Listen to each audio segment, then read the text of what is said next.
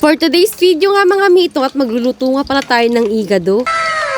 First time ko nga pala magluto nga nito mga mi. At dahil nga first time nga to, talaga naman nanood nga ako ng napakaraming videos sa YouTube University. Kaya naman yun na nga lang ang aking susundin.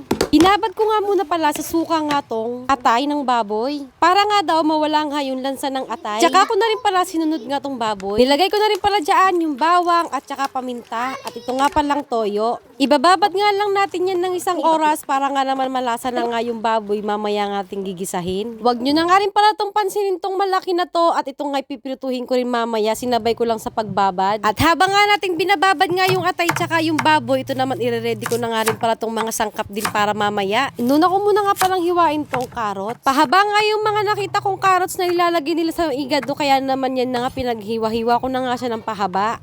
Pagkatapos nga ng carrots, yan na nga, hiniwa ko na nga rin pala tong sibuyas. Wala na nga bawang kasi nga naman may bawang na nga dun sa ating pinagbabarang kanina. At ito nga pinakalas, ito nga bell pepper.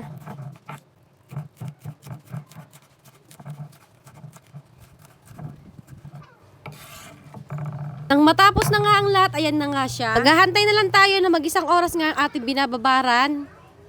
At nang maka-1 oras na nga tayong pagbababad sa ating baboy, ayan na nga't magsisimula na rin pala akong maggisa dito. Sibuyas muna nga ang aking niluto, sabay ko na rin pala nilagay nga tong baboy. Wala na nga bawang yan kasi nga naman mapapasama nga naman yung bawang dyan kaninang nilagay natin. Pagkatapos ko nga palang maggisa mga mi, ayan na, maglalagay nga rin pala ako dyan ng tubig. Gusto ko rin kasi dito palambutin ko muna nga ng bonggang-bonggang nga yung baboy. Habang nga nagpapalambot pa tayo ng baboy, naglagay na nga rin pala ako dyan ng dahon ng